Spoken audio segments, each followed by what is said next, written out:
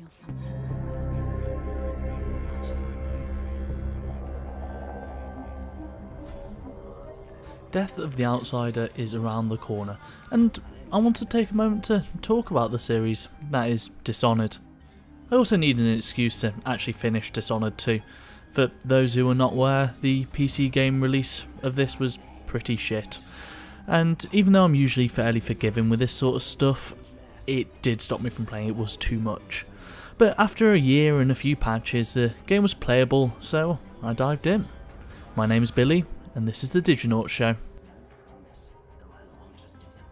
Dishonored 2 iterates in a lot of small ways to make a game that's even better than the first, although it is subtle in a lot of places.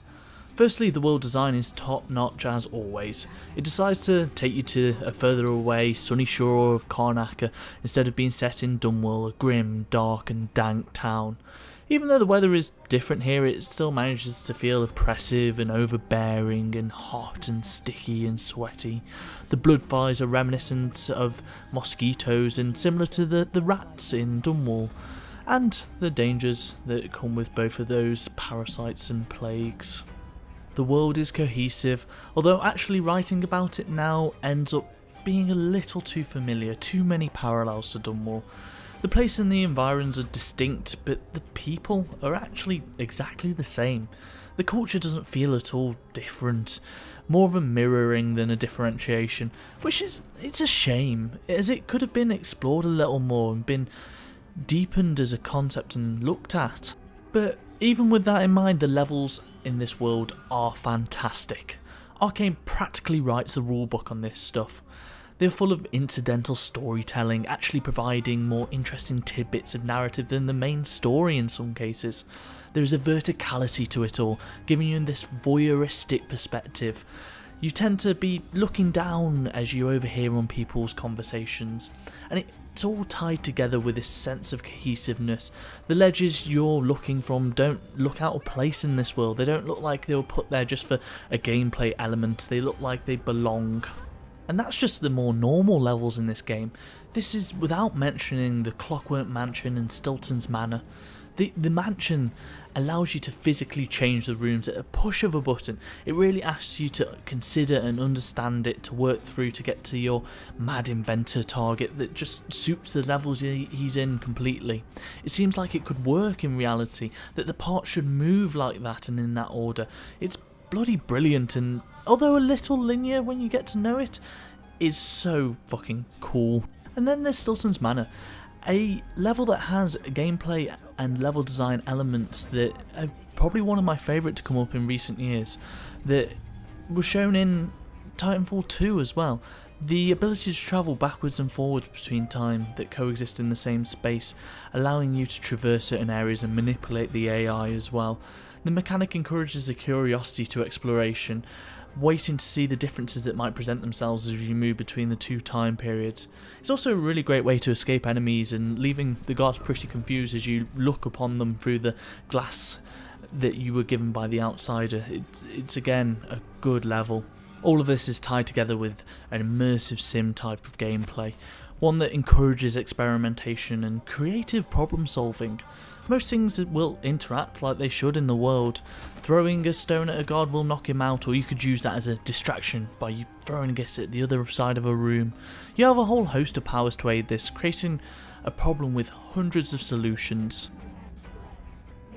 There's a whole lot to like about this series, but I think it has one huge flaw: the chaos system. This is the game's way of giving your actions consequences over a larger period of time. As you go through, you will have a rating attached to your save file and also shown to you at the end of levels, low or high chaos. Having high chaos will cause people to react at you in negative ways. There will be more blood flies on the level, and the changing to the end of the game as well, the actual story. There will also be more guards, and actually makes the game more difficult.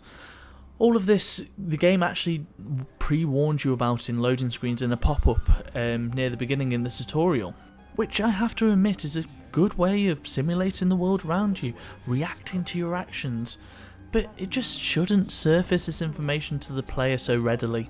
This is because people playing video games will optimise, but they will also experiment, something to be encouraged. And it's something suited to this type of game, as it has the systems in place to react to such things. For instance, I throw this guard at another to stun him before going in with a killing blow. But I did this after I had already fucked up, and I knew I was going to reload my save. I did this because otherwise my game would punish me for my actions.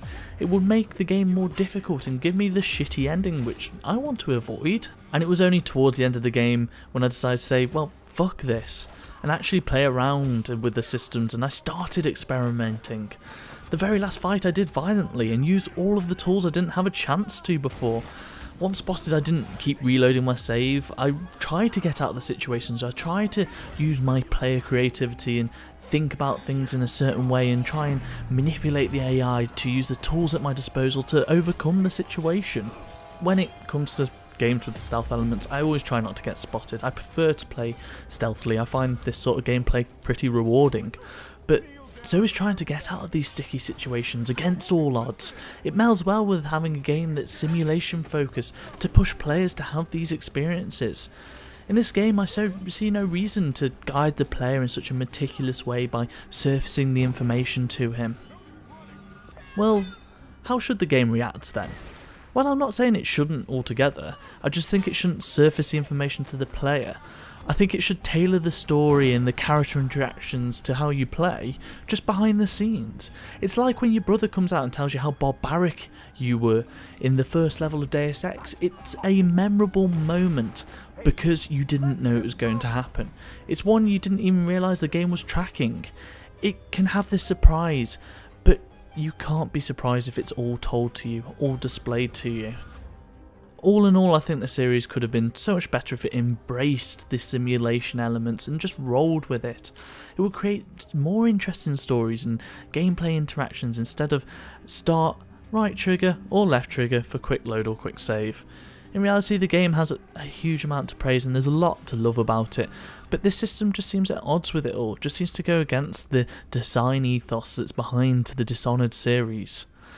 But anyway, with all that in mind, I still think you should go and play this game. Thank you for watching. My name is Billy, and this has been the Diginauts Show.